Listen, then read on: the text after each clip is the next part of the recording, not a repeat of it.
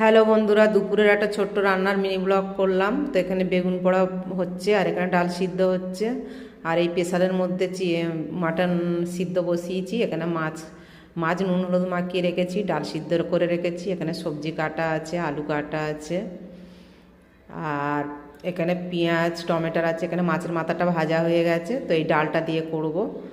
তো তারপরে কড়াইয়ের মধ্যে মাছ টাছ ভেজে ওর মধ্যে শুকনো লঙ্কা, জিরে আর তেজপাতা ফোড়ন দিয়েছি, দিয়ে ওটাকে লাল লাল হচ্ছে।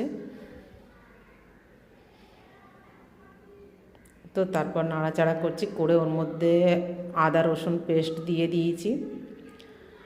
তো পেঁয়াজটা দিতে আগে ভুলে গেছি, তো এই পাশ দিয়ে পেঁয়াজ দিয়েছি। এখানে যেহেতু মাছের মাথা দিয়ে ডালটা হবে, সাঁতাল দেব।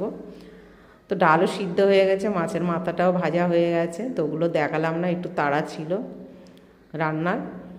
তো এখানে একসাথে ভাজাভুজি করে নিলাম ভালো করে, দিয়ে মশলা আদা রসুন দিয়েছি, দিয়ে আদা রসুন কাঁচা লঙ্কা ভাজা কয়েকটা কড়াইশুঁটি দিয়ে দিয়েছি, যেহেতু মাছের মাথার ডাল হবে।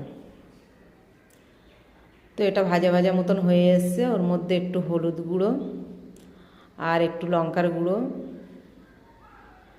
পরিমাণ মতো যতটা লাগবে ততটাই দিচ্ছি, আর একটু জিরে গুঁড়ো দিয়ে মশলাটাকে ভালো করে কষিয়ে নেব। আর একটু গরম মশলা গুঁড়োও দিয়েছি, দিয়ে ভালো করে মশলাটাকে কষিয়ে নেব। নিয়ে একটু নুন দিয়ে দিয়েছি, তো অল্প একটু জল দিয়েছি, যেহেতু মশলাটা আর একটু কষাবো। এর মধ্যে মাছের মাথাটা দেব, দিয়ে একটু আর একটু কষানো হবে।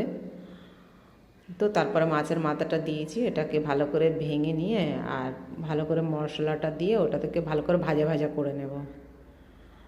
একবারে কষিয়ে ডালটা ঢেলে দেবো। তো কষানো হয়ে গেছে, ডালটা ঢেলে দিয়েছি, দিয়ে নাড়াচাড়া করে ডালটা এবার ফুটবে।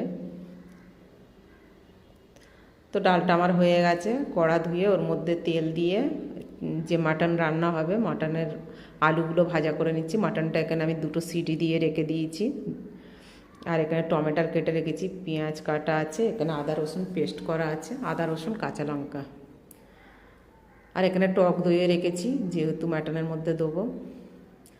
এখানে আলু লাল লাল করে ভেজে নিয়েছি, ভেজে তুলে নিয়েছি। নিয়ে ওই তেলের মধ্যে জিরে আর শুকনো লঙ্কা, গরম মশলা, ওই দারচিনি এলাচ লবঙ্গ দিয়ে দিয়েছি, দিয়ে ওটাকে ভাজা ভাজা করে ওর মধ্যে পেঁয়াজ দিয়ে দিয়েছি।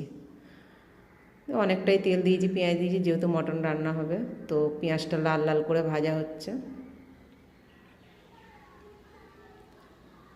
তারপর নুন দিয়ে দিয়েছি।